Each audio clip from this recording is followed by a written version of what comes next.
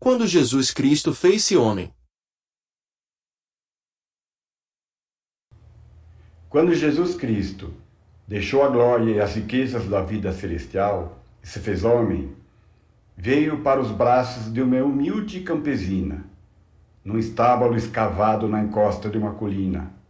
Ali, numa pequena terra, cuja luz tênue persistia em não se apagar, e cujo povo outrora poderoso tornara-se súdito indefeso de uma potência estrangeira. Naqueles dias, se alguém tivesse caminhado por Roma e depois visitado Belém, certamente teria ficado impressionado com o contraste. Jesus Cristo, o Rei dos Reis, deveria ter nascido em Roma, no Palácio dos Césares, no estabelecimento imperial com tal gama de riqueza, ostentação e extravagância, que até os cavalos dos estábulos reais poderiam estar vestidos com arreios de prata. Mas não, ele não nasceu assim, por razões suficientemente boas. Ele veio para fundar um império, no qual Roma, o maior império de toda a história de nossa humanidade, com todo o seu orgulho, poder e tirania, nunca seria capaz de tornar-se seu símbolo. Ele veio para conquistar uma aliança que nenhuma legião e armaduras reluzentes poderia forçar.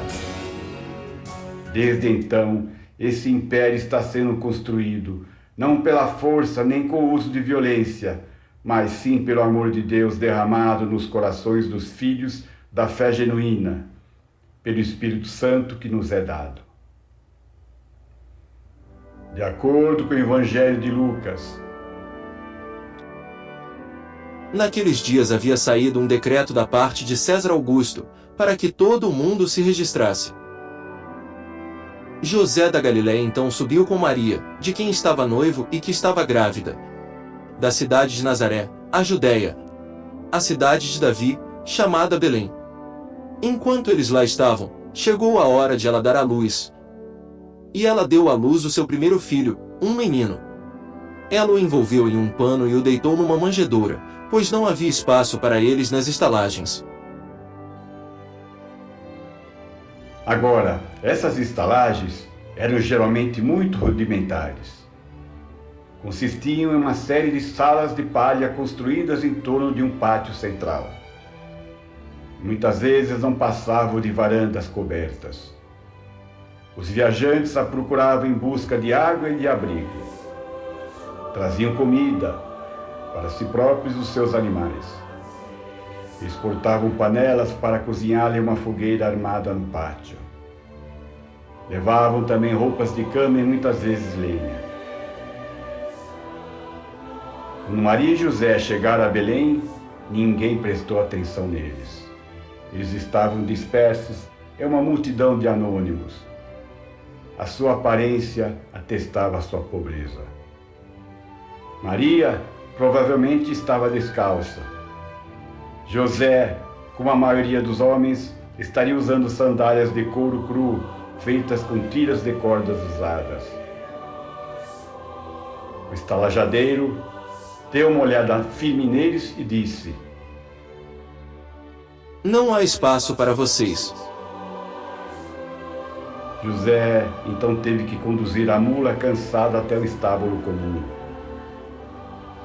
Aqueles que já viram um antigo estábulo oriental sentirão um embrulho no estômago só de pensar na imagem. Naquela atmosfera não deveria haver nenhum vestígio de névoa cor de safira ou de um aroma perfumado de sândalo que o sentimento tanto aprecia. O local estaria cheio de insetos que zumbiam com estridência. As repugnantes moscas azuis empanturravam-se das vísceras. Nem porta, nem cortina cobriam a abertura da encosta da colina. Quando Maria deu à luz o seu filho primogênito, apesar de todo o desconforto e inconveniência do local, ela o envolveu em panos. Então, Maria o deitou numa manjedoura. Era um comedor usado por animais. Provavelmente era uma pedra escavada, pesada o suficiente para que o gado não pudesse deslocá-la. Naquela noite estrelada, um anjo apareceu e disse aos pastores: Pois, na cidade de Davi, vos nasceu hoje o Salvador, que é o Messias, o Senhor. E isto vos será por sinal: achareis o menino envolto em panos, e deitado numa manjedoura. Isso provavelmente deveria ter causado uma enorme perplexidade dentre eles. Pois certamente, o mínimo que poderiam esperar como sinal de tal evento maravilhoso e desejado seria como de um milagre notável. Pois quem iria colocar um bebê numa manjedoura, senão os marginalizados ou os atingidos pela pobreza?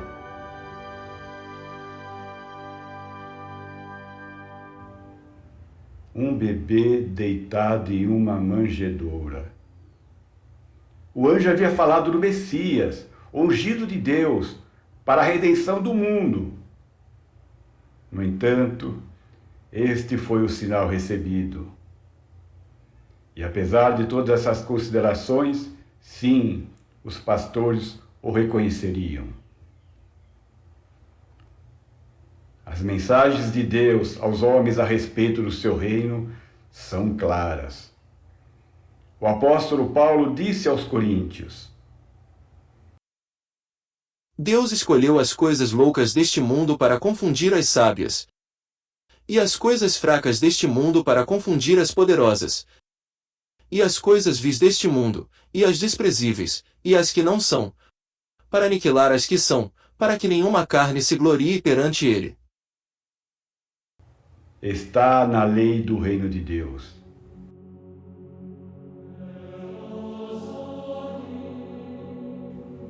Quando Jesus Cristo veio à Terra, ele morreu para tudo o que era, como Deus, para se tornar um homem.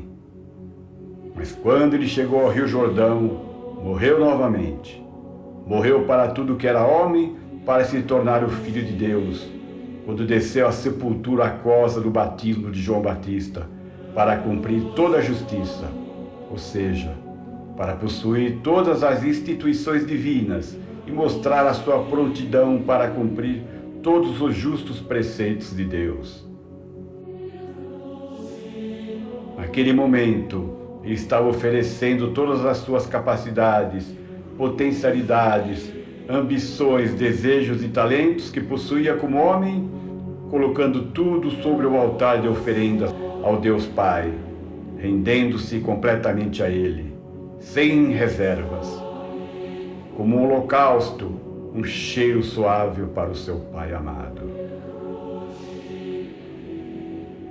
Com todo o poder que o Pai lhe havia concedido, Jesus poderia ter reunido as multidões e organizado um exército, diante do qual os nomes dos Césares tornar-se-iam uma pífia lembrança de seu poder nos registros de nossa história.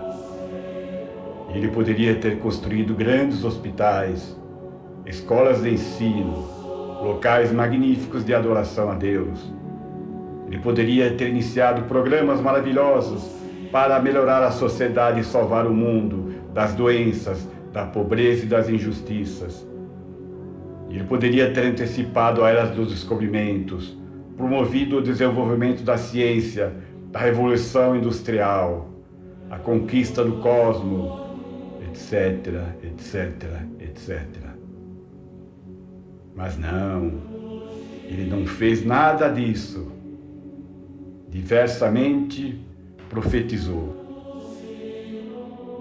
Quando levantardes o Filho do Homem, então conhecereis que eu sou, quem digo que sou e que nada faço por mim mesmo, mas isto falo como meu Pai me ensinou. E aquele que me enviou está comigo. O Pai não me tem deixado só, porque eu faço sempre o que lhe agrada.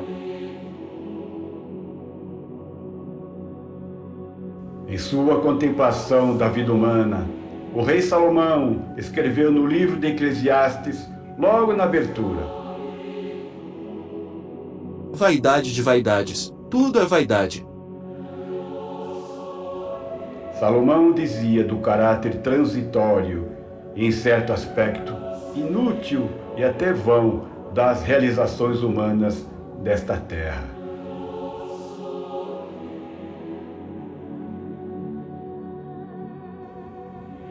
Quando nos tornarmos divinos como Jesus Cristo, teremos conseguido abdicar de nossa própria vontade para conhecer, aceitar e cumprir todos os justos preceitos do nosso Pai Celestial. Amém.